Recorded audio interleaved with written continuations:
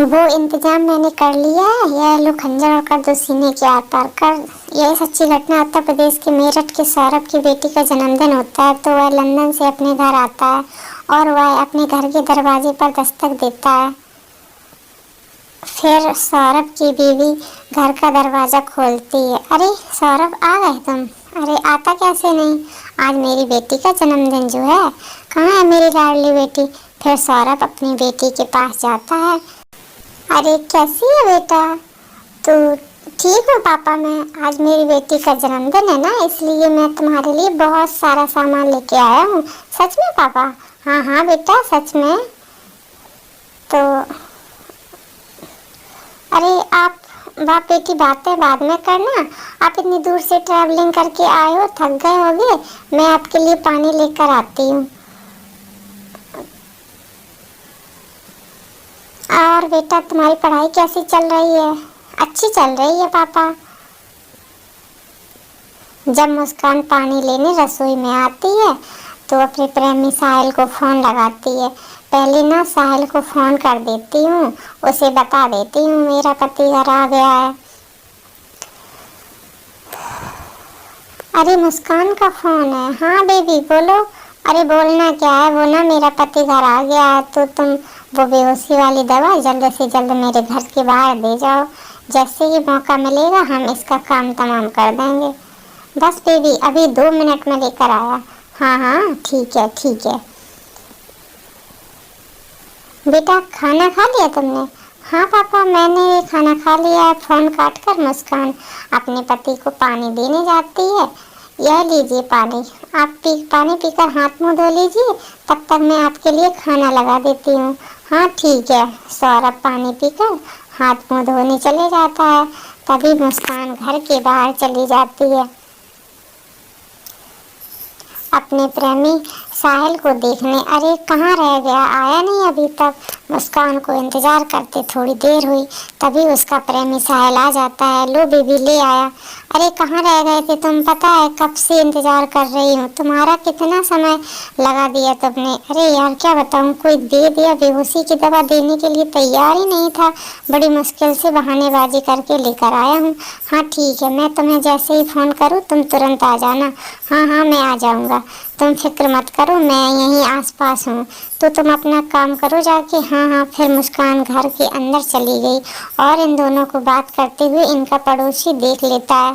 सौरभ को कितनी बार बोल दिया कि तुम्हारी बीवी किसी अनजान लड़के से मिलती है, और आज तो इस लड़के ने पता नहीं इसे क्या दिया है, ध्यान ही नहीं देता सौरभ। फिर मुस्कान खाने में नशे की दवा मिलाने लगती है। अरे यार इतनी कम दवा से उस दिन की तरह अगर यह बेहोश नहीं हुआ तो हमारा तो सारा प्लान ही चौपट हो जाएगा। हाँ एक काम करती हूँ, यह पूरी दवाई इसमें डाल देती हूँ, फिर देखती हूँ यह कैसे बेहोश नहीं होता। फिर मुस्कान खाने में वह सभी दवा मिला देती है और खाने को लेकर अपने पति सौरभ के पास जाती है।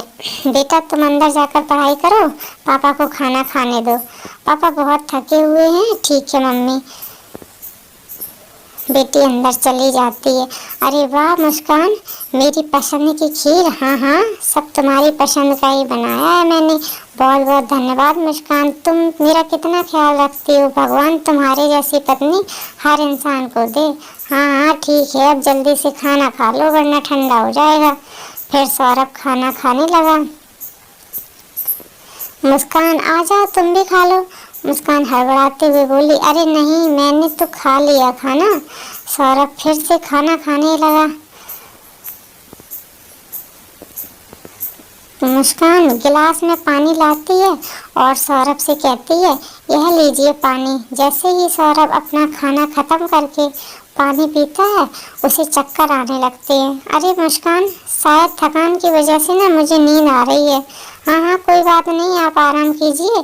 फिर सौरभ को खाने में मिली दवा का असर हो जाता है और वह बेहोश हो जाता है। फिर मुस्कान खाने की थाली उठाकर और अंदर जाती है, रसोई में आ जाती है और कहती है कि लो सौरभ तो बेहोश हो गया, अब जल्दी से ना साहिल को फ़ोन करके बुला लेती हूँ। हेलो साहिल, हो गया काम? हाँ हाँ हो गया, तुम जल्दी से आ जाओ, अभी आया, आओ जल्दी से।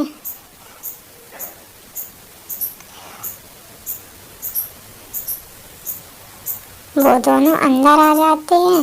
फिर अरे बेहोश तो हो गया ना, हाँ हाँ हो गया, पर अब इसे मारे कैसे, वो इंतजाम मैंने कर लिया है, यह लो खंजर और काट दो सीने के आर पार। अरे नहीं नहीं, यह मुझसे नहीं होगा, मुझे बहुत डर लगता है। अरे यार तुम भी, मैं तुम्हारे साथ हूँ, कुछ नहीं होने दूंगा, यह सब देख लूंगा, यह पकड़ो तुम। फिर भी दोनों मिलकर बेहोश सौरभ का कत्ल कर देते हैं। जैसे ही वे कत्ल करते हैं तभी सौरभ की बेटी देख लेती है और उसकी चीख निकल जाती है। अरे अब क्या करें, अरे कुछ नहीं, मैं हूं ना, देखती हूँ। वो अंदर चली जाती है, तभी उनका पड़ोसी भी चीख सुन लेता है और कहता है अरे यह चीख कैसी, यह आवाज़ तो सौरभ के घर से आई है, कहीं कुछ गड़बड़ तो नहीं है। फिर वह हड़बड़ाते हुए भागता है और उधर मुस्कान अपनी बेटी को पकड़कर धमकाती है, अगर तुमने किसी को कुछ बताया ना तो तुम्हारा हाल भी तुम्हारे पापा की तरह ही होगा। नहीं मम्मी, ये किसी को कुछ नहीं बताऊंगी मैं, कुछ बताना भी मत। उसकी बेटी रोती रह जाती है और वे दोनों सौरभ का कत्ल करके ड्रम में डालते हैं। यह ले मुस्कान, हमारे रास्ते का कांटा सदा के लिए साफ हो गया, डालो डालो, हम सदा के लिए आज़ाद हो गए। हाँ यह तो तुम सही कह रहे हो, हम एक काम करते हैं, बाजार से सीमेंट लाकर इसे पैक कर देते हैं ताकि मोहल्ले वालों को इसकी बदबू भी ना आए। हाँ चलो जल्दी चलो।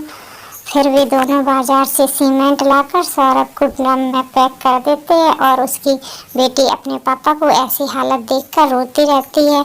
ले साले का काम तमाम कर दिया, पूरे 15 टुकड़े करके इसमें पैक कर दिया है, किसी को कुछ भनक भी नहीं चलेगी। हाँ सही है, अब हम चलेंगे घूमने। फिर वहाँ पर पुलिस आ जाती है। घूमने नहीं, तुम जाओगे सीधे जेल में। अरे पुलिस, अरे साहब हमने क्या किया, हम क्यों जाएंगे जेल। अच्छा तो बहुत भोले बन रहे हो, तुम्हारा पति सौरभ कहाँ है। साहब मुझे क्या पता, कहीं बाहर ही गया होगा। बाहर गया है तो तुम्हारे चेहरे पर खून के धब्बे कहाँ से आए हैं। साहब वो तो यह कुछ नहीं सर, वो पैंट गिर गया था। अरे पुलिस अंकल, मैं बताती हूँ आपको मेरे पापा कहाँ गए हैं। इन्होंने ना मेरे पापा के टुकड़े करके इस ड्रम में पैक कर दिया है। क्या इसका मतलब तुम्हारा शक बिल्कुल सही था और तुम दोनों को तो मैं छोड़ूंगा नहीं, फांसी के फंदे पर लटका के ही मानूंगा। फिर साहिल भागने लगता है, तभी उसको पुलिस पकड़कर थाने ले जाती है और मुस्कान को भी। तो दोस्तों कहानी कैसी लगी, अगर पसंद आए तो वीडियो को लाइक करें और चैनल को सब्सक्राइब करें।